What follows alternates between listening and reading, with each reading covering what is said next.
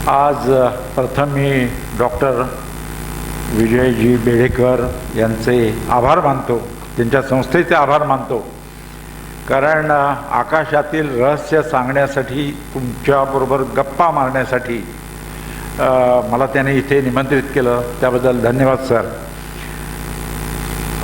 मित्रांनो, रहस्य म्हणजे काय? ते एखादं कुतूहल, एक आश्चर्यकारक घटना. जेव्हा विश्वामध्ये, या निसर्गामध्ये आश्चर्यकारक घटना घडते, तेव्हा वैज्ञानिक दृष्टिकोनातून त्याची उकल करण्याचा प्रयत्न करतात.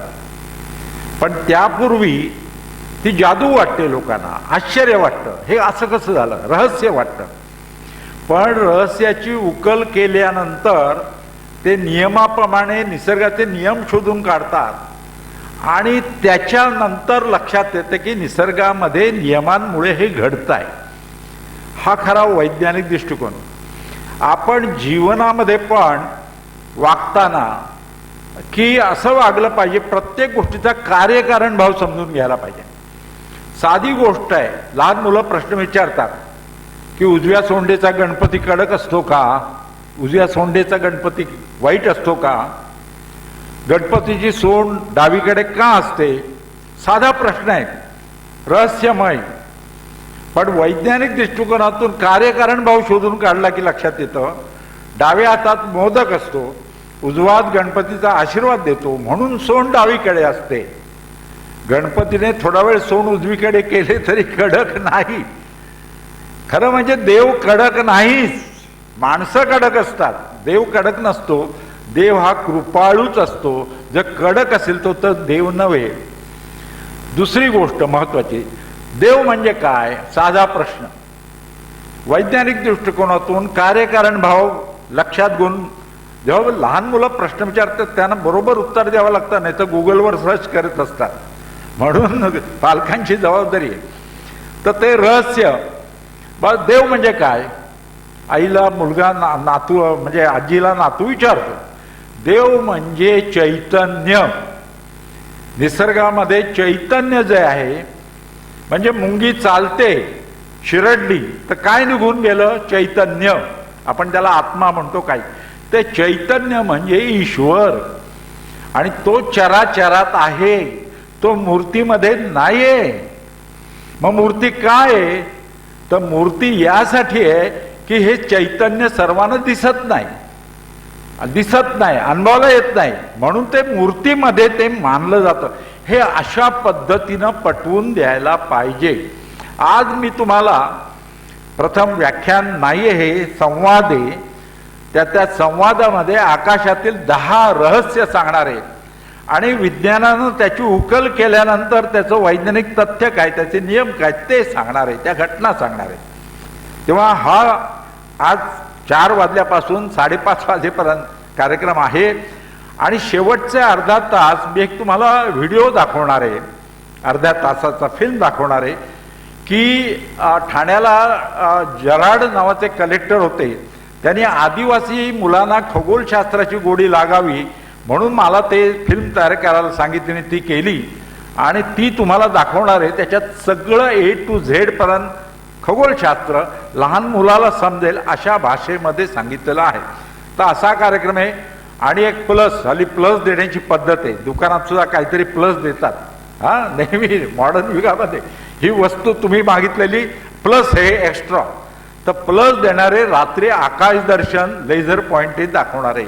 7 वाजता काळोख पडतो आणि सध्या 4 ग्रह दिसत आहेत आकाशामध्ये.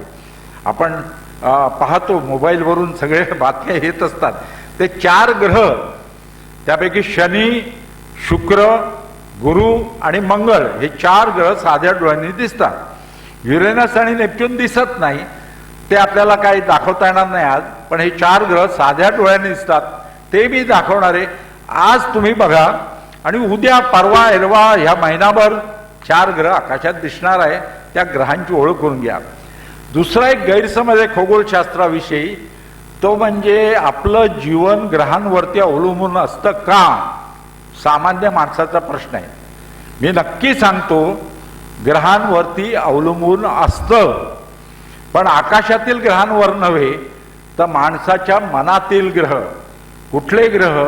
आग्रह, विग्रह, दुराग्रह, संग्रह, पूर्वग्रह, हेच विग्रह, निग्रह, हे ग्रहच माणसाच्या पुढच्या भावी जीवनाचे शिल्पकार असतात.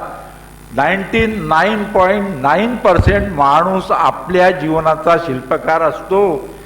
तूच आहेस तुझ्या जीवनाचा शिल्पकार. वामनराव पै सांगायचे, सगळ्या संतांनी सांगितलेलं आहे. मित्रांनो, ते रहस्य ब्रह्मांडाचं मी तुम्हाला आज उलगडून दाखवणार आहे वैज्ञानिक दृष्टिकोनातून. पहिलं रहस्य म्हणजे हे विश्व कसं निर्माण झालं, हे कधी निर्माण झालं, हा प्रश्न मनामध्ये येतो.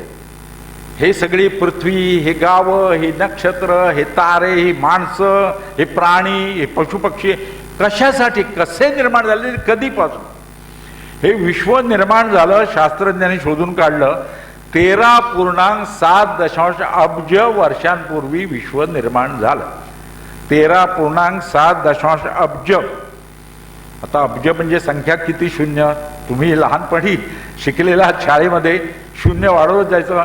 एकम, दहम, शतम, सहस्र, दशसहस्र, लक्ष, दशलक्ष, कोटी, दशकोटी, अब्ज, दशअब्ज, खर्व, निखर्व, महापद्म, शंकू, जलधी, अंत्य, मध्य, परार्ध. हे विशेष आहे भारतीय संस्कृतीमध्ये. आज मला इथे भास्कराचार्य एका इमारतीला नाव दिलं बघून आनंद झाला.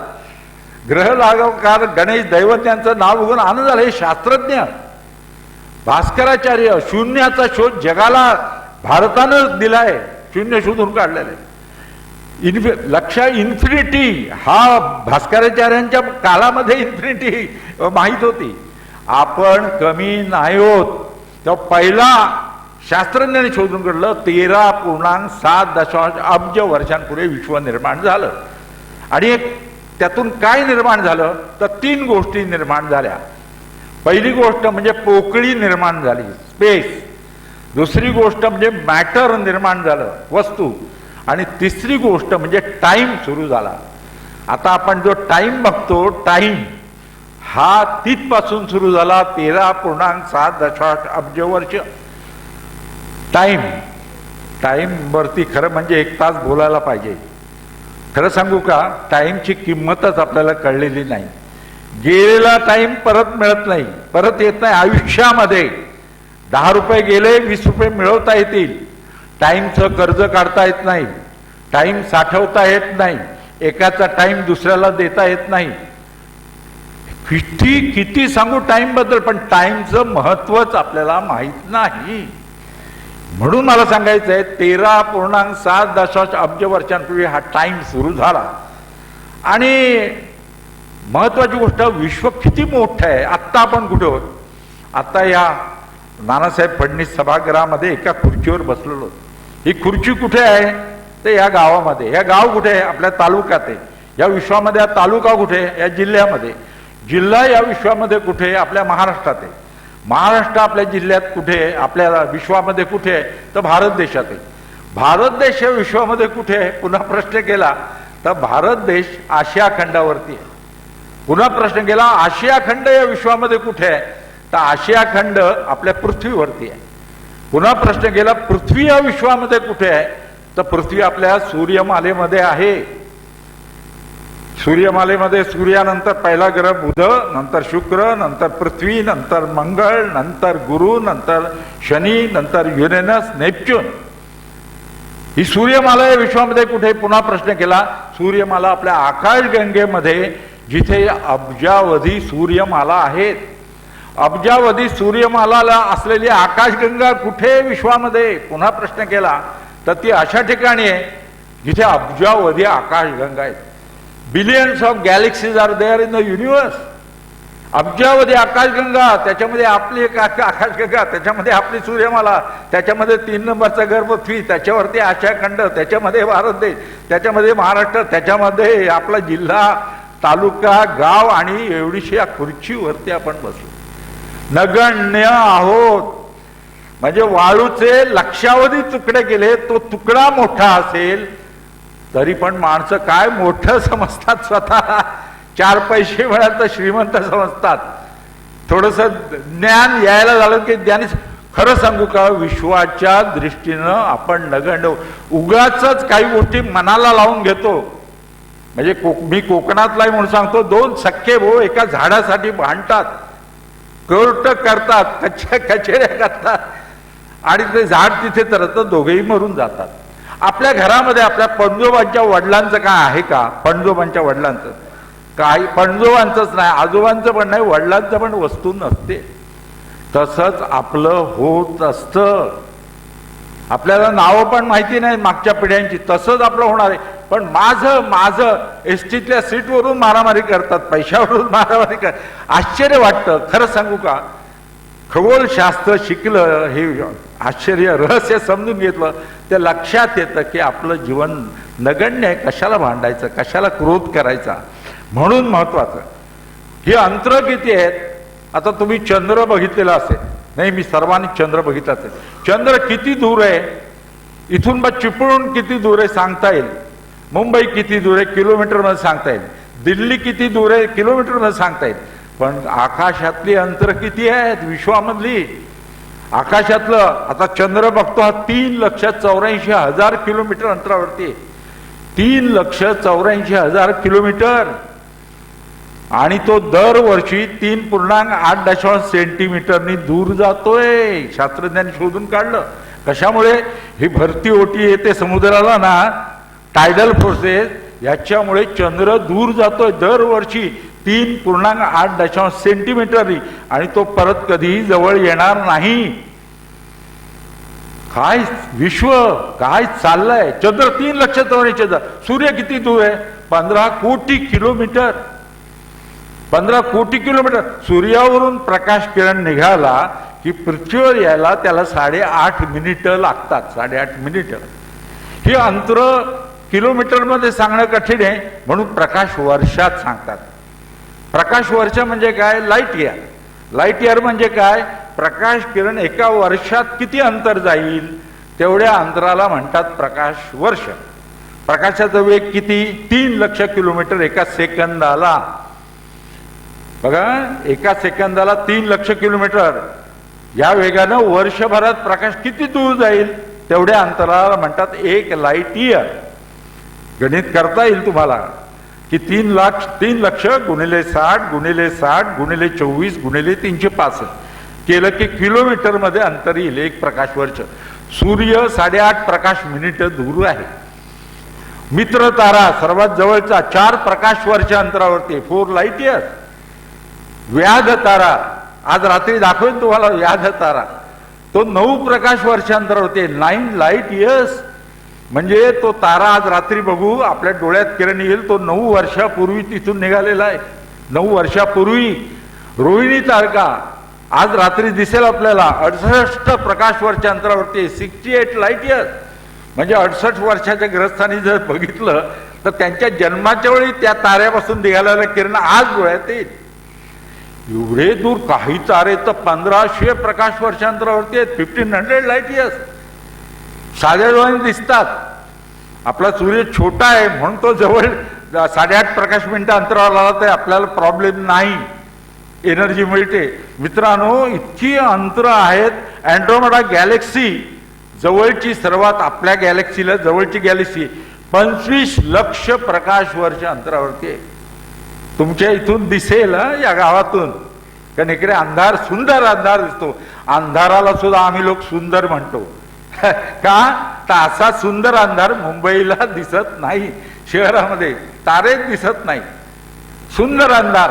अँड्रोमेडा गॅलेक्सी 25 लक्ष किलोमीटर. म्हणजे ती साध्या डोळ्यांनी सुद्धा दिसते, दुर्बिणीतून दिसते. डोळ्यात किरण येतो तो 25 लक्ष वर्षांपूर्वी निघालेला असतो. आपली आकाशगंगा एवढी मोठी आहे, एका टोकापासून प्रकाश किरण निघाला दुसऱ्या टोकापर्यंत यायला 1,10,000 वर्ष लागतात. मला सांगा, विश्वातील आश्चर्य पहिलं, हे विश्व कसं निर्माण झालं? एका स्फोटातून निर्माण झालं. त्याला बिग बँग थिअरी म्हणतात. 2 थिअरीज प्रसिद्ध आहेत. एक स्टेडी स्टेट थिअरी, म्हणजे जसं होतं तसं आहे, आणि दुसरी थिअरी की एका स्फोटातून निर्माण झालं. शास्त्रज्ञ याच्यावरती संशोधन करतायत. दुसरं आश्चर्य, रहस्य, ते म्हणजे आपला सूर्य.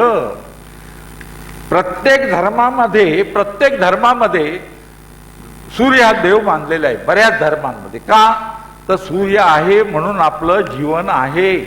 सूर्य, सन.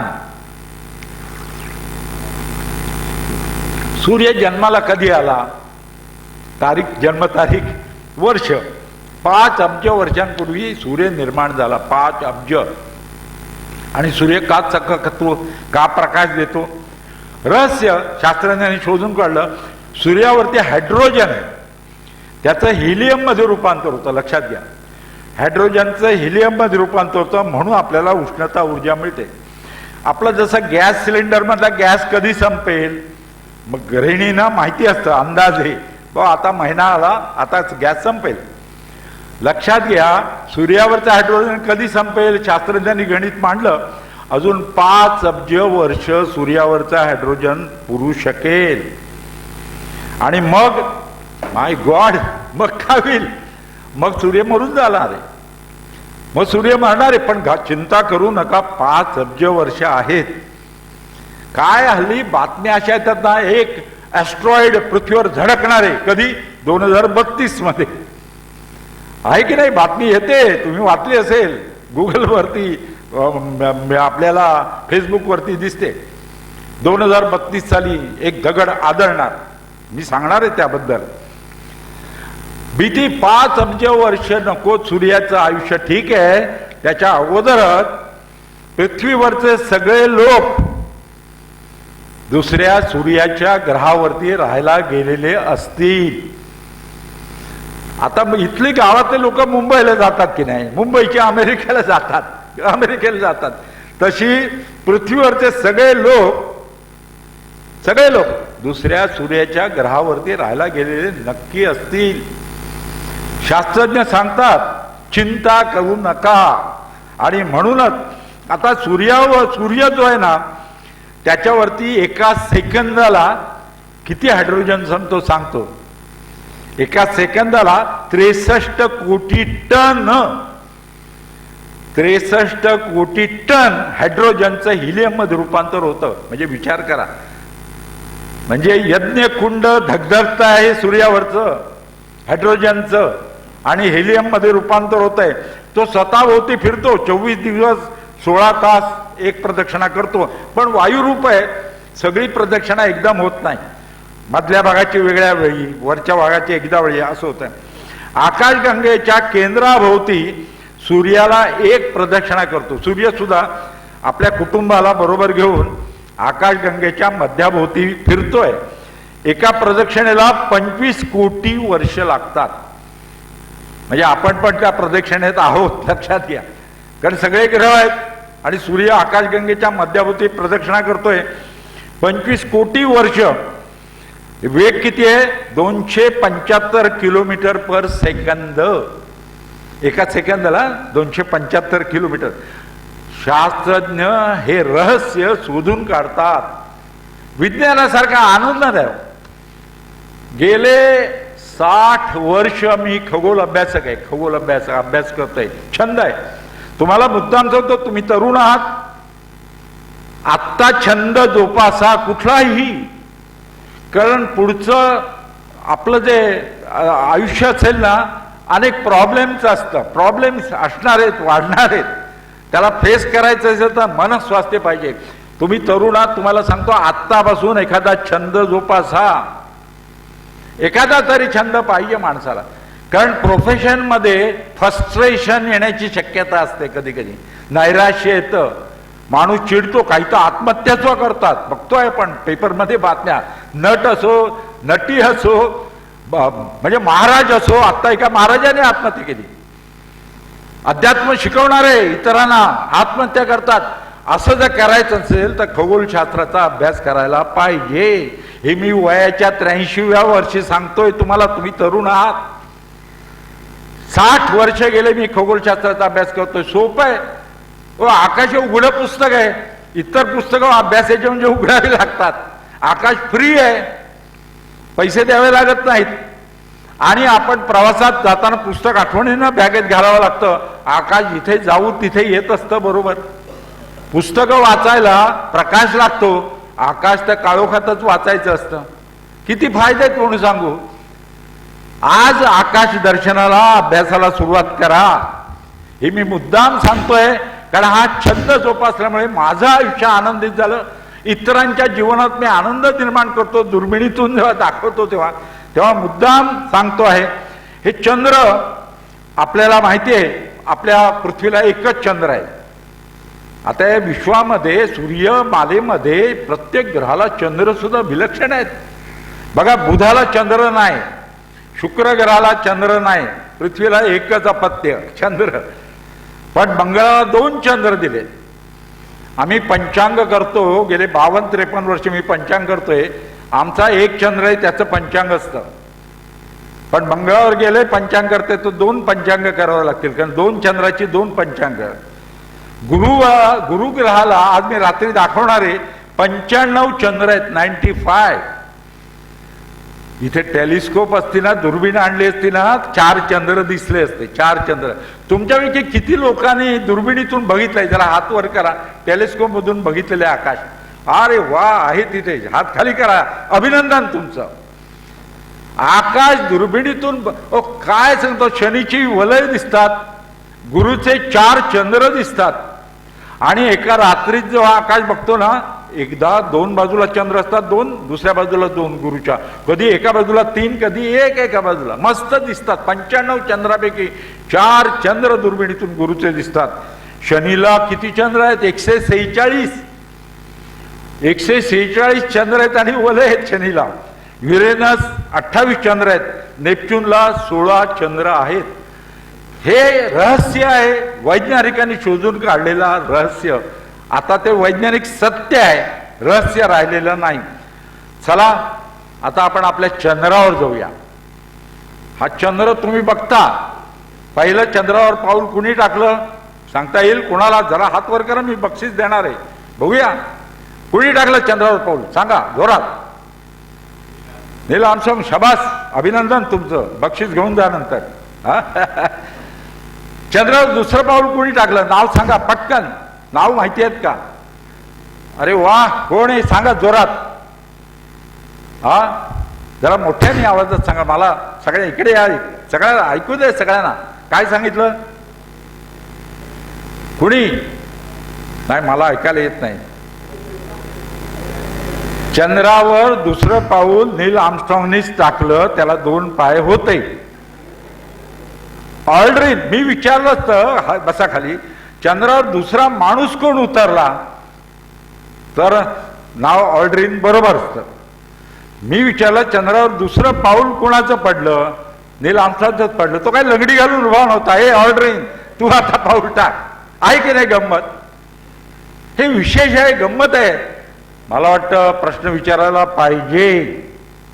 बरं तुम्ही सांगा, भारत देश स्वतंत्र झाल्यानंतर भारताचे पहिले पंतप्रधान कोण होते? नाव सांगायचं पटकन. यस, इकडून महिलांकडून. पहिले पंतप्रधान भारताचे कोण होते? यस सांगा. जवाहरलाल नेहरू. सांगतायत? हा, हरकत नाही, जवाहरलाल नेहरू. इंदिरा गांधींच्या मृत्यूपूर्वी भारताचे पंतप्रधान कोण होते? नाव आठवत आहे का तुम्हाला? नाव तरी. यस, कोण? लालबहादूर शास्त्री. इंदिरा गांधीच होती की नाही पंतप्रधान तिच्या मृत्यूपूर्वी? काय लालबहादूर शास्त्री? बघा, लाईफ मध्ये सक्सेसफुल व्हायचं असेल ना, नीट ऐका. म्हणून देवाने 2 कान दिलेत, 1 कान नाही दिलेत, 2 डोळे समोर दिलेत. का? देवाने नाही म्हणत, निसर्गाने. समोरचं बघा, मागचं बघू नका. आता कान 2 बाजूला दिले, सगळं ऐका.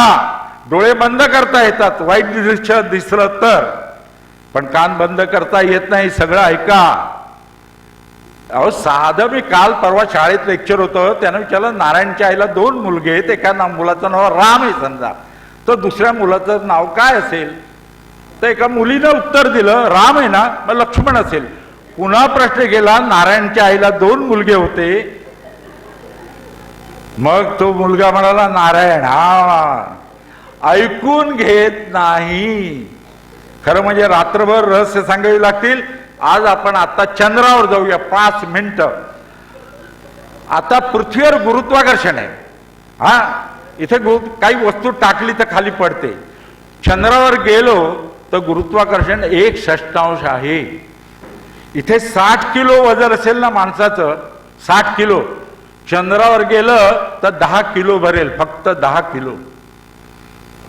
वजन कमी करायचं असेल ना तर डायटिंग करायला नको, चंद्रावर जायचं. अहो पण चंद्रावर जाल तुम्ही, वजन ते कमी करा, परत पृथ्वीवर आल्यानंतर होतं तसंच वजन राहणार आहे, उलट वाढेल. का तर तिकडे वेगळं आहे. आणखी तिकडे महत्वाची गोष्ट म्हणजे गुरुत्वाकर्षण 1/6 आहे आणि वातावरण नाही आहे. प्रत्येकाला बरोबर ऑक्सिजन घेऊन जावं लागेल, प्राणवायू. नंतर चंद्रावर आकाश काळं दिसतं, दिवसा सुद्धा रात्री सुद्धा. आपल्याकडे बघा दिवसा आकाश निळं दिसतं, कारण सूर्यापासून किरण येतात, ते वातावरणात आपल्यापर्यंत पोहोचताना निळा रंग तेवढा पोचतो, म्हणून आकाश निळं दिसतं. प्राथमिक प्रश्न आहे. पण चंद्रावरून दिवसात सूर्य पण दिसेल, पृथ्वी पण दिसेल आणि तारे पण दिसतील, कारण वातावरणामध्ये. आणि असा इथे प्रकाश पडतोय बाहेरचा, तसा चंद्रावर पडणार नाही, कारण वातावरण नाही. हे वातावरणामुळे प्रकाश आतपर्यंत येतो.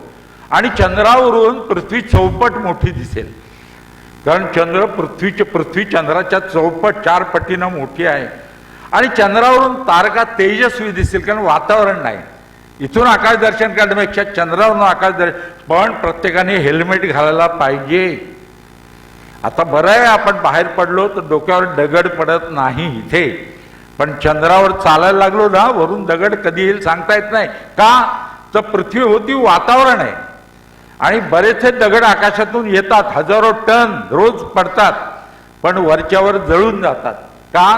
When they enter in the atmosphere they get burn, जळून जातात. आपल्याला बघा तारा तुटताना दिसतो, प्रकाशित रेषा दिसते.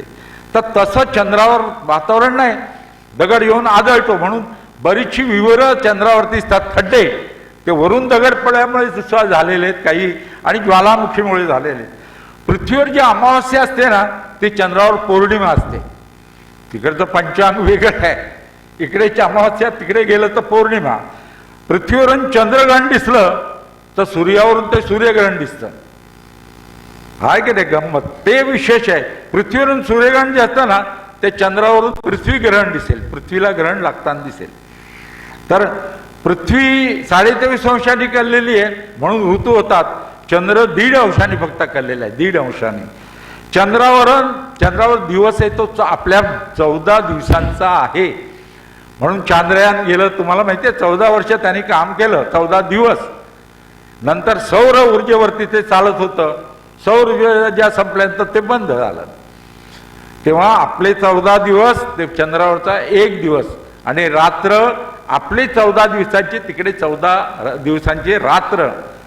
तेव्हा अशी आहे, इथून चेंडू टाकला, समजा एखादा चेंडू मी वर टाकला, काय होणार? खाली पडतोय, खाली पडणार. पण हा चेंडू मी एका सेकंदाला 11.2 किलोमीटर ह्या वेगानं टाकला तर वरती जाणार, खाली पडणार नाही. त्याला एस्केप व्हेलॉसिटी म्हणतात, मुक्तिवेग. तुम्हाला माहिती आहे, चंद्रावर तो मुक्तिवेग आहे ना, तो 2.5 किलोमीटर पर सेकंड आहे. 2.5 किलोमीटर म्हणजे तिकडे क्रिकेट खेळता येणार नाही वरती, कारण बॅट्समॅनने बॉल मारला तो बॉल इतक्या उंच जाईल की मध्ये बराच कालावधी जाईल कॅच घ्यायचा असेल तर. हे मुलांना जेव्हा हे चंद्रावरचं, मी खरं सांगतो, मी 1 तास चंद्रावर निघून जातो मुलांना, मुलं चकित होतात. बरेच लोकांना विचारलं कोण कोण येणार चंद्रावर, सगळे हात वर करतात. एका मुलीनं हात वर केला नाही. मला आश्चर्य वाटलं की ती एकच मुलगी असं काय विचार करते की येणार नाही म्हणते. मी विचारलं, का ग तू येणार नाही? नाही म्हणे, मला आईनं सांगितलंय कोणी बोलावलं तरी जायचं नाही कुठेही, सरळ घरी यायचं. गंमत वाटली. पण दुसरं रहस्य चंद्रावरचं, तिसरं म्हणजे हे चंद्र, विश्व कसं निर्माण झालं एक रहस्य, सूर्य हा एक रहस्य आहे. जसे तारे, आपल्याला सर्वात जवळचा तारा म्हणजे सूर्य, हे तारे कसे निर्माण झाले हे एक रहस्य. आणि आता तिसरं चौथं रहस्य बघायचं असेल तर ते म्हणजे ग्रहण. तुमच्यापैकी किती लोकांनी खरं खरं सांगा चंद्रग्रहण बघितलंय? चंद्रग्रहण हात वर करा. चंद्रग्रहण घाबरू नका, मी बक्षीस देणार आहे. चंद्रग्रहण बऱ्याच लोकांनी बघितले, हात खाली करा, काही हरकत नाही. सूर्यग्रहण किती लोकांनी बघितलं? खग्रास सूर्यग्रहण ना, खग्रास सूर्यग्रहण, टोटल सोलर इक्लिप्स, हात वर करा. खग्रास सूर्यग्रहण सांगतो मला आठवतं 16 फेब्रुवारी 1980, किती वर्ष झाली? 44 वर्ष झाली. मी जो पंचांग करत होतो, कॅलेंडर करत होतो, तेव्हा लक्षात आलं, अरे भारतातून खग्रास सूर्यग्रहण दिसतंय. आणि किती वर्षांनी? 98 वर्षांनी दिसणार होतं भारतातून. माय गॉड, मला इतका आनंद झाला. चला म्हटलं विज्ञान परिषदेतर्फे सहल काढूया. आणि अक्षरशः तुम्हाला सांगतो, मी 1 वर्ष अगोदर, म्हणजे 80 साली खग्रास सूर्यग्रहण दिसणार होतं 16 फेब्रुवारीला. 1 वर्ष अगोदर मी लोकसत्ता वृत्तपत्रात पूर्ण पानाचा लेख लिहिला होता, पूर्ण पान, की लोकांनी दक्षिण भारतात खग्रास सूर्यग्रहण बघायला जा. किती वेळ दिसणार होतं? साधारण 3-4 मिनिटं खग्रास स्थिती दिसणार होती. भर दुपारी आकाशात पुस्तकं वाचायला लागलो. खग्रास सूर्यग्रहण, टोटल सोलर इक्लिप्स म्हणजे काय? काय सांगू, काय पुस्तकात देतो. चंद्र सूर्याला पूर्णपणे झाकतो, सभोवती प्रभा किरीट करोना दिसतो. आकाशात दिवसा बुध शुक्र ग्रह दिसतात, तारे दिसायला लागतात. 3-4 मिनिटं तेवढा वेळ टोटलिटीच्या वेळी. पण सूर्याकडे साध्या डोळ्याने बघायचं नाही, ग्रहण चष्म्यातूनच बघायला पाहिजे, नाहीतर दृष्टी जाते. खग्रास स्थिती मात्र साध्या डोळ्याने बघायची. काय सांगू, किती आनंद झाला. काही जुन्या लोकांना विचारलं, अरे खग्रास सूर्यग्रहण दिसणारे काय? उगाच लोक बंडला मारायचे. कोणी बघितलं नाही काय? 98 वर्षापूर्वी झालेलं होतं अगोदर, कोणी बघितलंय? काय लोक वृद्ध माणसं ना मजेशीर, ते म्हणाले नाही रे, खायचं नाही, जेवण खाण बंद. खग्रास सूर्यग्रहण ना, जेवण खायचं नाही. काय म्हणे, वाघापुढेवर ते वाघ माणसाला खात नाही. काय लोक सांगायचे, कोणी बघितलंय? बैल चारा खात नाही, कुत्रा ब्रेड खाणार नाही, मांजर दूध पित नाही, वाघ खात नाही माणसाला. खग्रास स्थिती, खग्रास सूर्यग्रहण. आणि काय तर महिला वर्ग, खरं सांगतो मी, का भाजी चिरली ग्रहणात तर कान फाटकं तोंड फाटकं मूल जन्माला येतं. काय रहस्य, काय चाललंय? उलट डॉक्टर साहेब इथे आहेत, थायलिडोमाइड नावाचं चुकीचं औषध युरोपमध्ये हजारो स्त्रियांनी घेतलं आणि हजारो मुलं विकृत जन्माला आली. ती चुकीच्या औषधामुळं. ग्रहणामध्ये भाजी चिरल्यानं नव्हे, पण आपल्याकडे या सुपरस्टिशन्स आहेत, अंधश्रद्धा आहेत. विज्ञान परिषद आम्ही काम करतो मनातील अंधश्रद्धा घालवण्यासाठी. काय सांगू तुम्हाला, त्यावेळी आम्ही प्रयोग करायचा पहिल्यांदा ठरवलं विज्ञान परिषद. बऱ्याच शिक्षक शिक्षिका आमच्या सहलीमध्ये आल्या होत्या. काही झाडाची पानं मिटतात, रात्री पानं मिटणारी झाडं असतात, तुम्हाला माहिती आहे. लाजाळूचं झाड बघितलंय तुम्ही, हात लावला तरी पान मिटतं. ते ग्रहणामध्ये खग्रास स्थितीमध्ये पानं मिटतात आणि पुन्हा उघडतं ग्रहण सुटलं की. ते आम्हाला बघायचं होतं. त्यावेळी ठाणे नगरीचे सतीश प्रधान महापौर होते. त्यांना सांगितलं गार्डनमधून आम्हाला लाजाळूचं ताजं झाड पाहिजे. जाणार होतो कारवारला, अंकोला, कारवारच्या जवळ. आणि काय सांगू तुम्हाला, प्रत्येकाला काम दिलं होतं. एकाला मी वाऱ्याची दिशा कशी ओळखायची, तो अगरबत्ती लावली होती, साधा प्रयोग. अगरबत्तीचा धूर जाईल त्या दिशेला वाऱ्याची दिशा, असं म्हणून त्यांनी नोट डाऊन करायचं. खग्रास स्थिती झाली, चंद्रानं सूर्याला झाकलं की. एकाला मी नकाशा दिला होता आकाश दर्शनाचा, की समजा चंद्रानं सूर्य झाल्यानंतर तारे कुठले असतील आजूबाजूला दिवसा, त्यांनी टिकमार्क करायचं. त्यावेळी मोबाईल नव्हता, टेप रेकॉर्डरवरती आवाज टेप करायला एकाला दिला होता. आणि काय सांगू तुम्हाला, आमच्यापैकी 2 माणसं ग्रहणात जेवायला तयार झाली होती. त्यांना विचारलं शेवटची इच्छा काय झालं तर. त्यावेळी बटाटे वडे फेमस होते. त्यावेळी ते म्हणाले आम्हाला बटाटे वडे द्या. म्हटलं देतो. अक्षरशः ती माणसं 2 जण आणि डॉक्टर बरोबर घेऊन गेलो होतो, की ग्रहणामध्ये ब्लड प्रेशर चेक करायचा आणि हार्ट चे बिट्स चेक करायचे, वाढतात की कमी होतात. आणि काय सांगू, ते कारवारला इथून बस एसटीची बस बुक केली होती आम्ही आणि गेलो कोल्हापूरला मुक्काम केला. तिकडे गावामध्ये गेलो, अंकोला म्हणून गाव कारवारच्या जवळ, तिथे गेलो.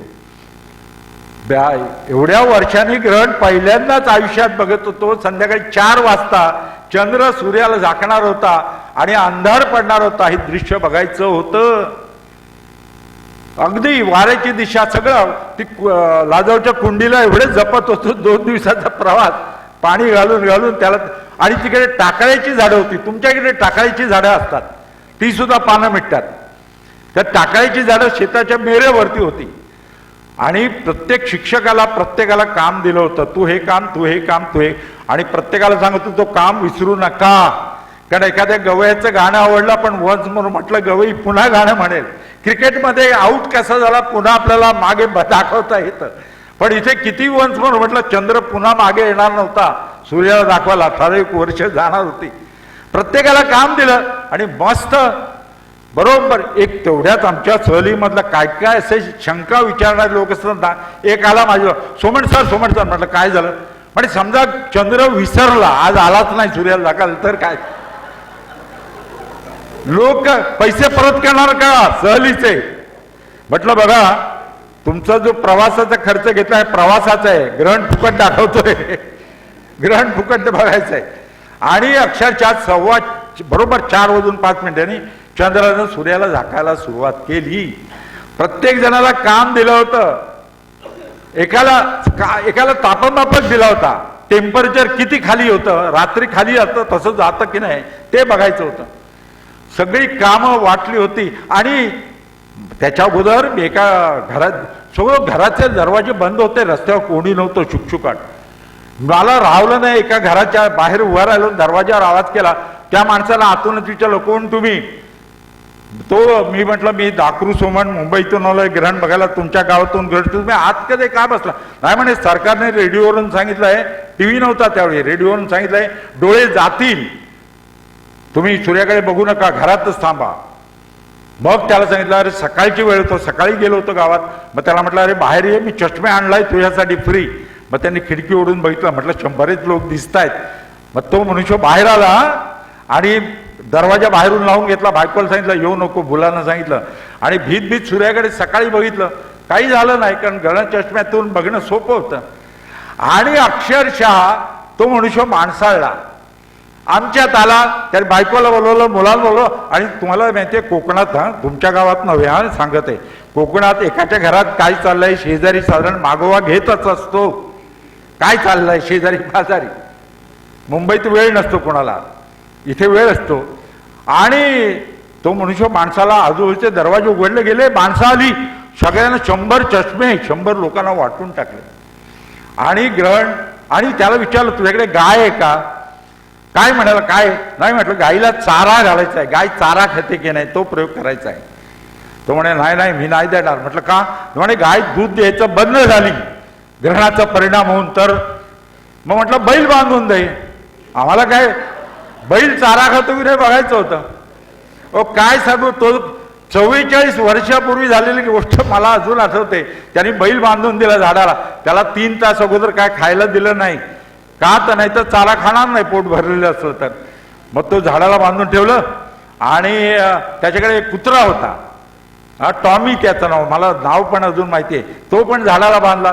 एका ह्याला व्हॉलेंटियरला सांगितलं ब्रेड टाकायचा आणि एकाला सांगितलं चारा टाकायचा. मांजर तो मालकच म्हणाला, मी मांडीवर घेऊन बसतो, दूध ठेवायला तुम्ही शिटी वाजवा. मी त्यावेळी दूध ठेवून पितं की नाही बघायचं ना. बघतो गाव अख्खं मला समजायला, कारवाजवळ अंकोला गाव. पुन्हा एकदा सांगतो, चंद्राला सूर्याला झाकायला गेली, पाव सूर्य झाकला गेला, अर्धा सूर्य, पाऊण सूर्य. प्रत्येक जण ते दृश्य चष्म्यातून पाहत होता. आणि सांगितलं होतं टोटॅलिटी होण्यावेळी मी शिटी वाजवेन, चष्मा काढायचा आणि बघायचं, कारण नेकेड आयनी बघायचं असतं त्यावेळी, दिसणार नाही चष्म्यातून. आणि सुटताना परत मी शिटी वाजवेन, लगेच चष्मा लावा. त्याप्रमाणे डायमंड रिंग दिसायला लागली.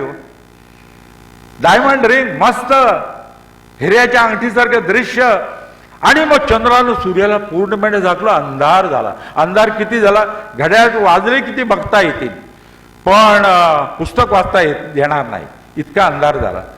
आणि आकाशात बुध दिसला, शुक्र दिसला, भर दिवसा संध्याकाळी 4 वाजता 4:30ला बुध शुक्र व्याध तारा नकाशा दिला होता त्याला, तो टिकमार्क करत होता. कुंडी झाडात, लाजवच्या झाडाची, टाकळ्याची झाड परीक्षण बघत होतं, टेम्परेचर सगळे प्रयोग चालू होते. 3-4 मिनिटं जो होता तो वेळ केव्हा गेला. मस्त दिसला करोना.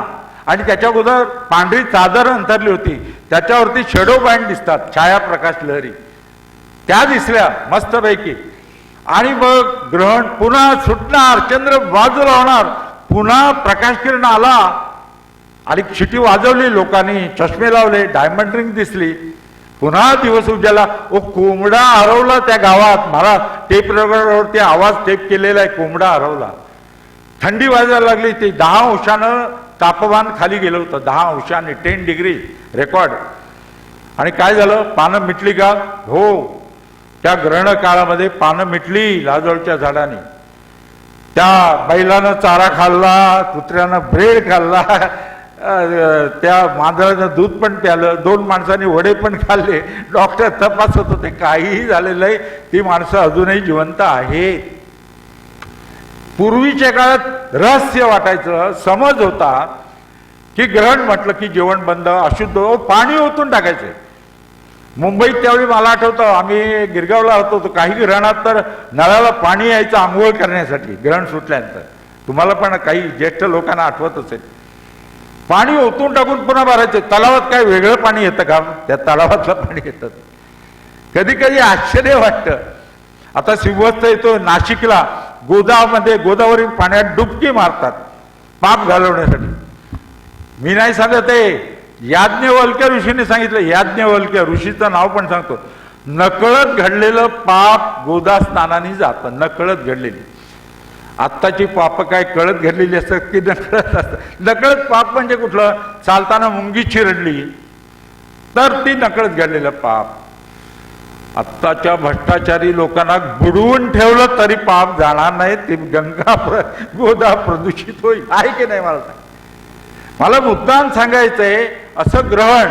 मग लोकांनी विचारलं, सोमन सर पुढचं ग्रहण कधी दिसणार आहे? आम्हाला यायचं आहे पुन्हा बघायला. एकदा बघून समाधान नाही. पुढचं ग्रहण झालं 24 ऑक्टोबर 1995. 15 वर्षांनी झालं, 15. आणि ते कुठून दिसणार होतं? फतेपूर सिक्री, म्हणजे उत्तर भारतात. आम्ही त्यावेळी सहलकडली 5 पट माणसं झाली, 5 बसेसची माणसं होती. तिथून जयपूरला गेलो आणि तिथून ते फतेपूर सिक्री 50 सेकंदच दिसणार होतं, पण सकाळच्या वेळी होतं. मोर पण आम्हाला निरीक्षण करता आले. तर 95 साली झालं. त्यानंतर 11 ऑगस्ट 1999 साली झालं. त्यावेळी मी भुजक कच्छला गेलो होतो, पण आकाश ढगाळ होतं, कारण तारीखच 11 ऑगस्ट 1999. आणि 24 जुलै 2019 झालं होतं, 2009. त्यावेळी इंदोरला गेलो, पण आकाश जुलै महिना होता. आता पुढचं खगरा सूर्यग्रहण कधी होणार आहे तुम्हाला सांगतो तारीख, तुम्ही जाऊ शकाल, बघू शकाल. पुढचं खगरा सूर्यग्रहण भारतातून दिसणारं 20 मार्च 2034ला दिसणार आहे, 9 वर्षांनी. आणि कुठून दिसणार आहे? काश्मीरमधून दिसणार आहे. ते घाबरू नका. त्यावेळी कदाचित नव्हे, नक्कीच पाकिस्तान, काश्मीर आणि भारत सगळा एक देश झालेला असेल.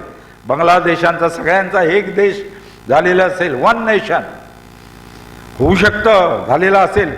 तारीख फिक्स आहे, बदलणार नाही. 20 मार्च 2034. मी यावर्षी अमेरिकेला गेल्या वर्षी 2024 मध्ये अमेरिकेला गेलो होतो. तिथून डलासमधून ग्रहण बघितलं, खगरा सूर्यग्रहण. तुम्हाला सांगू का, जिथे जिथे जसं पंढरपूरला वारकरी जातात ना, तसे सायंटिस्ट सगळीकडे जिथे ग्रहण दिसणार तिथे जातात. हौशी खगोल अभ्यास. मला वाटतं इथल्या गावामध्ये तुमच्या एखादी हौशी संघटना बनवायला पाहिजे. खगोल अभ्यास, सुंदर आकाश दिसतं, सुंदर बघता येईल. तर तारीख 20 मार्च 2034. त्याच्यानंतरची तारीख सांगतो, 3 जून 2114. 2114. पण घाबरू नका, विज्ञान इम्पॉसिबल नाही. काही इम्पॉसिबल शब्दाचं स्पेलिंग काय? आय एम पॉसिबल आहे की नाही? I am possible, nothing is impossible. काही संशोधक टॅबलेट्स काढतील, एक टॅबलेट घेतली की 5 वर्ष आयुष्य वाढेल. अँटी एजिंग मेडिसिन्स येत आहेत, अँटी एजिंग. तुम्ही वृद्धच होऊ शकणार नाही. माय गॉड, हे अमेरिकेत तर एक डेड बॉडी बँक आहे. म्हणजे मृत झाल्यानंतर तुमचं बॉडी प्रिझर्व केली जाईल. उद्याचा शोध लागला, ओ टीव्ही बिघडला आपल्याला दुरुस्त करता येतो की नाही, घड्याळ बिघडलं आपल्याला दुरुस्त करता येतं की नाही, मनुष्य मरण पावला, असा शोध निघाला की पुन्हा त्याला जिवंत करता येईल, तर इंजेक्शन देतील आणि म्हणतील चल गेट अप, पुन्हा जा तुझ्या गावाला, कुठे गुहागरला जा, गुहागरचा. आता 200 वर्षांनी आपले पणजोबांचे वडील जर आले घरी, 200 वर्षांनी आपला जर पूर्वज आला, काय करतायत माझी पोरं बाळ, आनंद होईल की दुःख होईल? तुम्हीच सांगा. कदाचित दुःख होईल. अरे काय म्हणे, एवढं मी इस्टेट कमवली, माझं नाव पण नाही, फोटो पण नाही, चित्र पण नाही. मित्रांनो, गंमतीचा भाग जाऊ दे, पण काही नाही. मग तुम्ही काही लोक विचारतात महाराष्ट्रातून ग्रहण कधी दिसणार, ते सांगा. आम्ही कुठेही जाणार नाही. महाराष्ट्रातून आता कॉम्प्युटरवरती गणित करता येतं, मी करतो. 18 सप्टेंबरला महाराष्ट्रातून दिसणार आहे. पण सण आहे 2248. 2248 तुमच्या गावातून सुद्धा दिसणार असेल त्यावेळी. कंकणाकृती सूर्यग्रहण. समजा खगरा स्थितीमध्ये चंद्र दूर असला की तो सूर्याला पूर्णपणे झाकून टाकू शकत नाही, कंकण दिसतं, त्याला ॲन्युलर सोलर इक्लिप्स म्हणतो. ते बघायला आम्ही 15 जानेवारी 2010ला कन्याकुमारीला गेलो. तो तुमच्यापैकी पण काही लोक गेले असतील. कन्याकुमारी 8 मिनिटं दिसलं, मस्त, पण काळोख होत नाही, तारे दिसत नाही, मजा येत नाही. एनिवे, कंकणाकृती सूर्यग्रहण सुद्धा दिसणार आहे. 21 मे 2031ला दक्षिण भारतातून कंकणाकृती सूर्यग्रहण दिसणार आहे. आणि चंद्रग्रहण म्हणाल तर येत्या 7 सप्टेंबरला आपल्याला भाद्रपद पौर्णिमेला आकाशामध्ये खगरा चंद्रग्रहण पाहायला मिळणार आहे. चौथं रहस्य, धूमकेतू.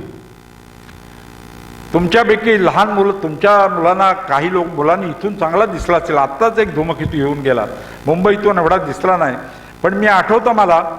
धूमकेतू म्हणजे आयस्फोटचा गोळा, धुलीकण वायू यांचा आणि बर्फ यांचा गोळा. आणि हे इतिहास आहे की धूमकेतू 1966 साली बघितला, जो 880 वर्षांनी सूर्याला एक प्रदक्षिणा मारतो.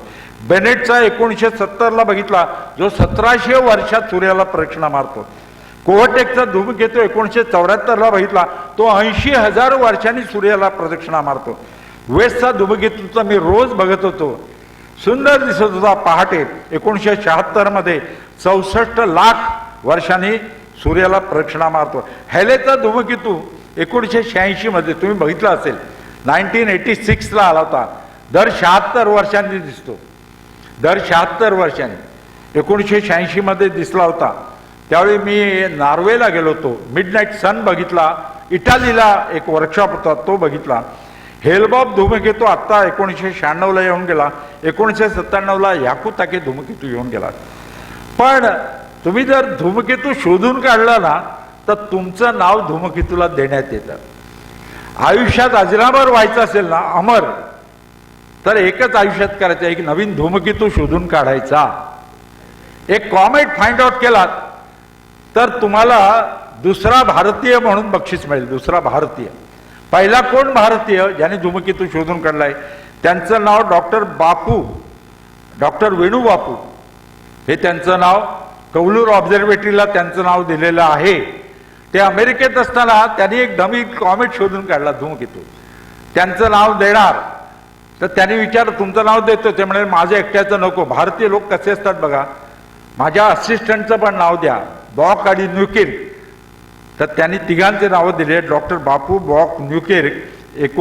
12 जुलै 1949ला त्यांनी धूमकेतू शोधून काढला. 1910 साली धूमकेतून मजा केली होती, अर्ध आकाश व्यापून टाकला होता.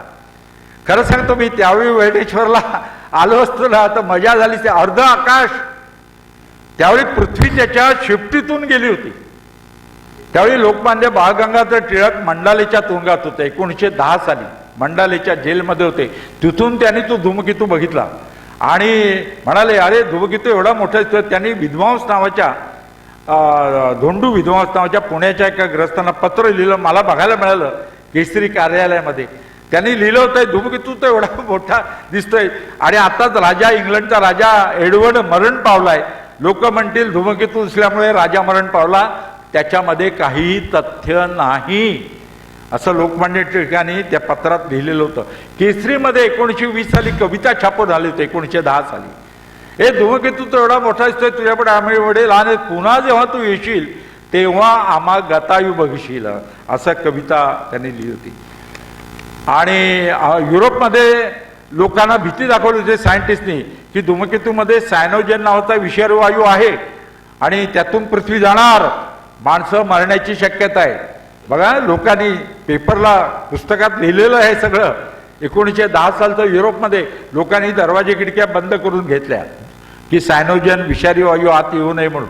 एका औषधी कंपनीला कॉमेट पिल्स मार्केटमध्ये आणल्या. धूमकेतू प्रतिबंधक गोळ्या, 3 गोळ्या घ्या म्हणजे मरणार नाही. शेजाऱ्याने घ्यायचा तो जगायचा, आपण मारायचं. लोकांनी घेतल्या.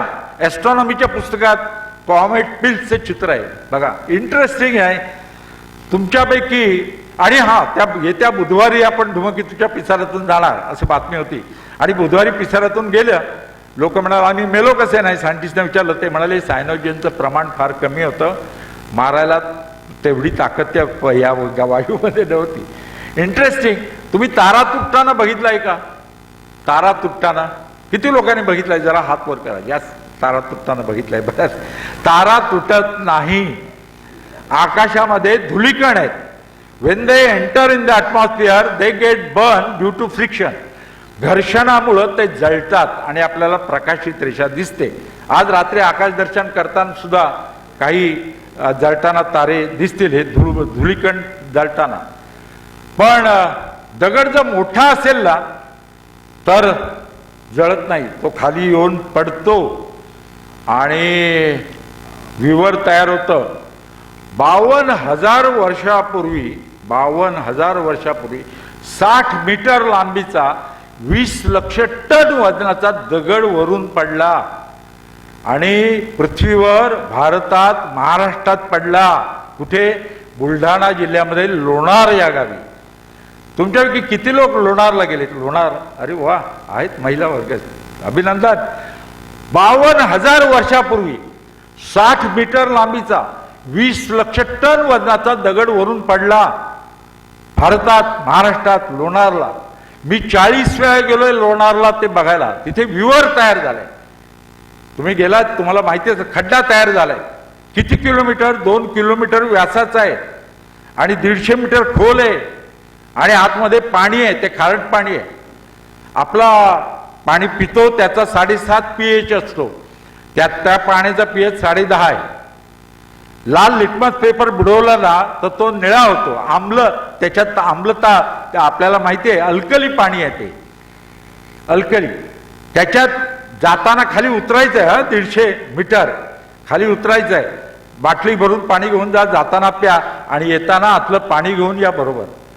त्याच्यात खोबले तेल मिक्स करून तुम्ही गॅसवर उकळवलं ना, चुलीवरती, साबण तयार होतं.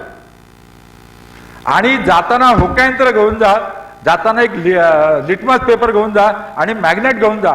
मॅग्नेट जमिनीला चिकटवल्यानंतर दगड चिकटतात. तर लोह आहे. लोणार बुलढाणा जिल्ह्यामध्ये आहे. 202 किलोमीटर व्यास, 150 मीटर खोल आहे. खाली उतरायचं आहे. ओ काय सांगू, ती झाडं आहेत आतमध्ये. विवरात सागवानाची, सीताफळाची, बिब्याची झाडं आहेत आतमध्ये. आतमध्ये मोर आहेत, ससे, मोर, माकडं या विवरामध्ये आहेत. खाली जाताना दिसतात. गोड्या पाण्याचे झरे. बाजूलाच एक गोड्या पाण्याचं गोमुख आहे. गोडे पाणी वाहत आहे. 12 महिने 24 तास पाणी वाहत असतं त्यात. कुठेतरी त्यावेळी 6 मॅगॅटॉन बॉम्बचा स्फोट ऊर्जा झाली, त्यावेळी ते जमिनीच्या खालून नदीत कुठल्या तरी मिळालं असलं पाहिजे होल, तिथून ते पाणी येत असावं. अजूनही येत आहे. बघा, मी 40 वेळा जाऊन आलोय. परदेशी लोक येतात मिटिओरिट क्रेटर बघायला. मिटिओरिट क्रेटर ब्रिटिश गव्हर्नमेंटने ड्रिलिंग केलं, सायंटिस्टने भुसा काढला आणि ते अश्नी विवर आहे मिटिओरिट क्रेटर हे सिद्ध केलं. बघा, नक्की बघा. मध्यंतरी गावच्या लोकांनी सांडपाणी त्या तलावात सोडलं होतं. त्यावेळी मी मुख्यमंत्र्यांना भेटून पत्र लिहिलं, ते भिंत बांधली, पाणी अडवलं. आता एकनाथ शिंदे साहेब मुख्यमंत्री होते, त्यांना भेटलो, त्यांना सांगितलं कंपाऊंड घालायला पाहिजे त्याच्या होती. आतापर्यंत खाली रोज 200 लाकडाच्या मोळ्या वरती आणायचे लोक, तोडून झाडं. परदेशी लोक डोक्याला हात लावत होते. मी 40 वेळा गेलो म्हणून सांगतोय. आपल्याकडे जतनच नाही. गव्हर्नमेंटला जागं केलं. आता एकनाथ शिंदे साहेब ते मुख्यमंत्री असताना त्यांनी निधी सँक्शन केलाय आणि कंपाऊंड घातलेलं आहे. आता वॉचमन पण आहेत तिथे, वॉचमन आहेत. पूर्वी वॉचमन पण कोणी नाही हो. काय सांगू, वाईट वाटत होतं. 40 वेळा सहली होऊन. अमेरिकेतलं बघितलं मी 5 वेळा. अमेरिकेत अॅरिझोनामध्ये क्रेटर आहे असाच, पण तिथे $25 तिकीट आहे, फुकट नाही. आपल्याकडे फुकट आहे. आता तिकीट लावायला सांगितलं मी त्यांना, म्हणजे खर्च जो येतो तो त्यातून जातील. काय सांगू, तिथे एक दैत्य सुदन मंदिर आहे. तुम्हाला कोणाला कोरीव कामाची आवड असेल ना, काय कोरीव काम केलेलं त्या मंदिरावरती. 1 दिवस लागेल ते मंदिर बघायला संपूर्ण. अवश्य जा, लवकर जा. लोणार मिटिओरिट क्रेटर बुलढाणा जिल्ह्यामध्ये आहे. महाराष्ट्रात जन्म घेऊन जो लोणार बघितलं नाही ना, तर न जन्मल्यासारखं आहे. न जन्मल्यासारखं खरं सांगतो मी. तर म्हणून आकाशातील आश्चर्य असं जगामध्ये 134 क्रेटर्स आहेत, 134. त्यापैकी एक भारतात आहे. आणि गव्हर्नमेंट आता जागृत झालेलं आहे. त्यांनी कंपाऊंड वॉल घातली, प्रिझर्व केलंय. जपानी लोक बरेच येतात. जपानी लोक, परदेशातून लोक येतात, ते बघतात. मी एकदा गेलो असताना एका परदेशी मनुष्य दगड पळवून नेत होता तिथला. मी त्याला हात धरला, अक्षरशः सांगतो, मी हात धरला त्याचा. म्हटलं तुझ्या देशात आलो असं पळवून नेलं चालेल का? तर त्यांनी विचारलं काय काय. म्हटलं काय नाही, तो दगड तिथे होता, तिथे ठेवा खाली. चोरी कोण नाही, सिक्युरिटी. पूर्वी, आता सिक्युरिटी आहे. तिथे गाईड पण असतात, तुम्हाला गाईड गायडन्स करायला. अवश्य जा. हे तसाच एक उल्का वर्षाव 17 नोव्हेंबर 2000ला दर 33 वर्षांनी होणारा मिटिओर शॉवर बघितला. विरारला LD फार्म हाऊस आहे, तिथे 100 मुलं होती शाळेतली माझ्याबरोबर. आणि तो इतका सुंदर, इतका 400 उल्का पडताना बघितला एका तासाला. दर 33 वर्षांनी होणारा उल्का वर्षाव. जबरदस्त आणि रंगीबेरंगी, कारण मेटल असतं, धातू असतो त्या उल्केमध्ये, त्यामुळे रंगीत दिसतो. अशी अश्न विवर लोणार सारखी जगामध्ये 134 ठिकाणं आहेत. झाडं तिथे सीताफळ आहे, रामफळ आहे, बिब्बा आहे, सागवान आहे, कडुनिंबे आणि मोर, भारद्वाज, टिटवी. खरं सांगतो मी, आयुष्याचं तुम्हाला एखादा सिनेमा आवडला, पुन्हा पुन्हा बघता येईल. लोणारला अवश्य भेट द्या. नैसर्गिक मिटिओरिट क्रेटर. पुढचं आश्चर्य म्हणजे ब्लॅक होल, कृष्णविवर. तारा जेव्हा मृत पावतो आणि सूर्यापेक्षा तो अनेक पटीनं वस्तुमान असेल, अनेक पटीनं वस्तुमान त्याचं असेल, तर कृष्णविवरात रूपांतर होतं. म्हणजे तो आपला सूर्य मरण पावल्याना 5 अब्ज वर्षांनी तो एक्सपांड होईल पहिला, म्हणजे मंगळ कक्षेपर्यंत येईल, मंगळापर्यंत हा वाढेल आणि नंतर आकुंचन पावेल. पण श्वेतखुजा होईल, कृष्णविवर होणार नाही. वस्तुमान जास्त असतं तो कृष्णविवर होतं आणि सगळं आकुंचन पावल्यामुळे प्रकाश किरण सुद्धा बाहेर येत नाही. हंस तारामंडळात असं कृष्णविवर आहे. Stephen Hawking. मित्रांनो, खरं सांगू का, आपण नशीब नशीब म्हणतो, ते नशीब काहीही नाही. नशीब म्हणजे काय, स्वतःच्या अकार्यक्षमतेवरती पांघरून घालणारा शब्द म्हणजे नशीब. आपण अकार्यक्षमता असते, काही मिळालं नाही नशिबात नाही. नशीब नाही, हे मी तुम्हाला सांगतोय पंचांग करता. तसंच ग्रहांवरती आकाशातल्या जीवन अवलंबून नाहीये. मेहनत कष्ट याच्यावरती आहे. यश म्हणजे काय, जे हवं असं वाटतं ते मिळणं म्हणजे यश. आणि समाधान म्हणजे काय, मिळाल्यानंतर जे वाटतं ते समाधान. गरिबी आणि श्रीमंती याची व्याख्या प्रॅक्टिकली सांगतो.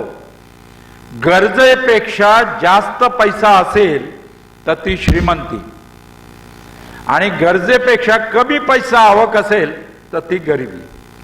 आता आवक कमी जास्त आपल्या करणं हातात नाही समजा, पण गरजा कमी जास्त करता येतात की नाही. आपण गरजा कमी जास्त केल्या तर आपण श्रीमंत बनू शकतो, कमी गरजा केल्या तर. हे प्रॅक्टिकल सत्य कुठल्याही टेक्स्टबुकमध्ये नाहीये, ते मी तुम्हाला सांगतोय. पाप पुण्याची व्याख्या सुद्धा काय केली संत तुकाराम आणि महर्षी व्यासाने. दुसऱ्याला त्रास देणं म्हणजे पाप आणि दुसऱ्याला मदत करणं म्हणजे पुण्य. इतकी साधी सोपी व्याख्या. आणि दुःख नको असेल ना तर 3 गोष्टी कमी करा. प्रॅक्टिकली सांगतोय तुम्हाला, प्रॅक्टिकली दुःख नको असेल तर 3 गोष्टी वरती लक्ष केंद्रित करा. एक म्हणजे आसक्ती. आसक्ती ठेवू नका. आसक्ती म्हणजे काय, लोकमान्य टिळकांनी गीतेवरती जे पुस्तक लिहिले त्याच्यामध्ये आहे. खरं सांगतो, मी लोकमान्य टिळकांना विचारलं, तुम्ही आर्टिक गोविंद वेदात पुस्तक लिहिलं इंग्रजीमध्ये, ओरायन पुस्तक लिहिलं इंग्रजीमध्ये, वेदांग ज्योतिष पुस्तक लिहिलं इंग्रजीमध्ये, मग गीता रहस्य मराठीत का लिहिलं? लोकमान्य टिळकांनी उत्तर दिलेलं सांगतोय. ते म्हणाले, मराठी लोकच कर्मयोग विसरलेले आहेत. कर्मयोग विसरला, पण पाश्चिमात्य लोक कर्मयोगी झालेत म्हणून एवढी प्रगती झाली आहे, म्हणून मी मराठीत हे पुस्तक लिहिलं. हे लोकमान्य टिळकांनी. आणि खरं सांगू का, इथे कोण प्राध्यापक मंडळी असतील तर क्षमा करा, त्यांनी सांगितलं खरं म्हणजे हे काम प्राध्यापकांनी करायचं आहे, पण प्राध्यापक आपल्या टेक्स्टबुकच्या पलीकडे पाहत नाहीत. हे मी सांगत नाही, लोकमान्य टिळकांनी त्यावेळी लिहून ठेवलेलं आहे. आपल्या टेक्स्टबुकच्या पलीकडे पाहत नाही. खरं हे तत्वज्ञान प्राध्यापकांनी विद्यार्थ्यांना शिकवायला पाहिजे. आज मी तुमचा शिक्षक नाही, पण तुम्ही विद्यार्थी आहात. तुम्हाला सांगतो, छंद जोपासा. तुम्हाला छंद, ज्यावेळी तुम्ही फ्रस्ट्रेशन होता, नैराश्य येतं, दुःख येतं, तेव्हा तुमचा छंद तुम्हाला उपयोगी पडतो आणि ते उपयोगी पडतो, ते तुम्हाला आयुष्यात आनंद देतं. आता आणखी एक आश्चर्य म्हणजे अंतराळ संशोधन. आपल्याला माहिती नसेल, राईट ब्रदर्सनी विमानाचा शोध लावला. स्पुटनिक आकाशात पहिला कृत्रिम उपग्रह गेला. लायका नावाच्या कुत्रीला पाठवलं अंतराळात. सॅम माकड अमेरिकेनं पाठवला. रशिया अमेरिका स्पर्धा होती. रशियानं पहिला युरी गागारिन त्याला अंतराळवीर अंतराळात पाठवला. आणि अमेरिकेचा नील आर्मस्ट्रॉंगने पहिलं आणि दुसरं पाऊल चंद्रावरती पहिल्यांदा टाकलं. भारत देश कमी नाही हा. तरुण मुलं आहेत तुम्हाला मी सांगतो, भारत कमी नाहीये. हे पॉलिटिकल आहे. पॉलिटिक्स सोडलं ना तर आपण जगात कुठेही कमी नाही होत. पूर्वी अन्नधान्य अमेरिकेकडे हात पसरायला लागायचा. डुकरी, लाल ज्वारी द्यायचे मिलो. अमेरिकेकडे भीक मागायला लागायची आपल्याला भारतीय लोकांना, आणि ते लाल ज्वारी डुकरांना खायला घालतात, ती द्यायची भारताला. रेशनिंगवरती ज्वारी मिळायची, जुन्या लोकांना आठवत असेल. आज शेतीमध्ये आपण एवढी प्रगती केली तंत्रज्ञानात की आपण आपल्या भारतीय प्रजेला पूर्ण आपण एक्सपोर्ट करतो. खरं सांगतो मी, साधी सुई निर्माण होत नव्हती. घरामध्ये पंप मारायचा पेट्रोल स्टोव्ह असायचा पूर्वी, आणि लिहिलं होतं मेड इन स्वीडन. स्वीडन देश कुठे? आपली सुई सुद्धा परदेशातून यायची. आज चांद्रयान 3 जे गेलं ना चंद्रावरती, संपूर्ण भारतीय बनावटीचं होतं. तुम्ही इंजिनियर आहात, तुम्ही सांगतो इंजिनियरांनीच कमाल घडवती. LNT त्याच्यामध्ये मोठी आहे. LNTचा म्हणजे LNT मध्ये जाऊन बघितलं किती काम करतायत ते इस्रोसाठी. आपण कमी नाही आहोत. आणि दुसरा देश जेव्हा नाही म्हणतो ना, आपण स्वयंपूर्ण होतो. लक्षात ठेवा. अमेरिकेनं सुपर कॉम्प्युटर द्यायचं नाकारलं. भारतानं पुण्याच्या सिडेक कंपनीनं तयार केला. त्याने दिला असता तर तयार नसता केला. लक्षात ठेवा. क्रायोजेनिक इंजिन अग्निबाणात ते असतं, ते अमेरिका रशिया म्हणाले आम्ही देणार नाही. भारतानं तयार केलं. चांद्रयान 3 मध्ये जी बग्गी होती ते रशिया म्हणाला आम्ही देऊ शकत नाही. भारतानं तयार केली. आपण कमी नाही होत. त्या टीव्हीवरच्या वृत्तपत्रातल्या बातम्या होऊ नका. फक्त एकच कमतरता आहे, ती म्हणजे वैज्ञानिक दृष्टिकोनाची कमतरता आहे. तो वैज्ञानिक दृष्टिकोन आपण आयुष्यामध्ये अंगीकारला पाहिजे. वैज्ञानिक दृष्टिकोनाशिवाय पर्याय नाही. देव आयतं कोणाला काही देणार नाही. म्हणून मला सलाम करावासा वाटतो इस्रोला. इस्रोचे 2 शास्त्रज्ञ जेव्हा 4 ऑक्टोबर 1957ला पहिला स्पुटनिक गेलं ना आकाशामध्ये, तर 2 भारतीय, जिवंत भारतीय ऋषीमुनी म्हटलं पाहिजे, त्यांना असं वाटलं उद्या जर लढाई झाली तर ती आकाशातून होईल. त्यांचं नाव विक्रम साराभाई आणि डॉक्टर होमी भाभा. किती आयुष्य कमी मिळालं, 52 वर्ष. विक्रम साराभाई फक्त 52 वर्ष जगले, 52 इयर्स. काय केलं आज इस्रोचं साम्राज्य जे आहे, आज जगाचं लक्ष इस्रोच्या शास्त्रज्ञांकडे. यावर्षी गगनयान जात आहे. 4 ॲस्ट्रॉनॉट भारताच्या भूमीवरून जाणार आहेत. आणि एक महिला आहे त्याच्यामध्ये, रोबोट महिला, तिचं नाव व्योममित्रा. आणि ती काय तुम्हाला सांगू, खरं AIचं जग आहे, आर्टिफिशियल इंटेलिजन्सचं जग आहे. ती व्योममित्रा सुद्धा काम करणार आहे. ते जगामध्ये आहे. डॉक्टर विक्रम साराभाई 52 वर्ष जगले. आणि होमी भाभा TIFR मध्ये होते आणि त्यांनी इस्रो स्थापन केली. 56 वर्ष आयुष्य मिळालं. एका विमानापघातात त्यांचा मृत्यू झाला. आपण कमी नाही होत. 1975ला आर्यभट्ट झाले. राकेश शर्मा 1984ला, आपल्याला 1975ला आर्यभट्ट नावाचा उपग्रह आपण अंतराळात पाठवला, त्यांचं नाव दिलं. राकेश शर्मा अंतराळात 1984ला गेला.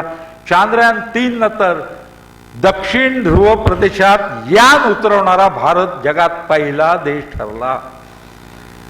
खरं सांगू ना, किती सांगावं, पण आपल्याला फिल्म बघायची आहे, तर फिल्म लावायची, सुरुवात करायची. ही व्हिडिओ जुना आहे, त्याच्यामध्ये चंद्र जे सांगितले आहेत ते कमी आहेत, पण संख्या नंतर शोधून काढलेली आहे. त्या अर्ध्या तासाची फिल्म आहे ही फक्त.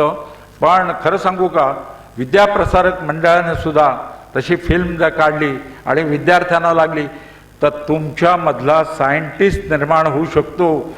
उद्याचा डॉक्टर विक्रम साराभाई, डॉक्टर जयंत नारळीकर तुमच्या विद्यार्थ्यांमध्ये आहेत. 10 लाख लोकांनी आत्ताचा जो व्हिडिओ दाखवणार तो बघितलेला आहे. पिंपरी चिंचवड तारांगणामध्ये तो सतत दाखवता आहेत. आणि आज मी मुद्दाम ते आणलेलं आहे आणि ते आपण बघूया. आणि काही प्रश्न असतील तर नंतर विचारायला हरकत नाही. तयार आहात का? नाही तर प्रश्न विचारू दे. तयार असेल तर तारांगण आपल्या दारी.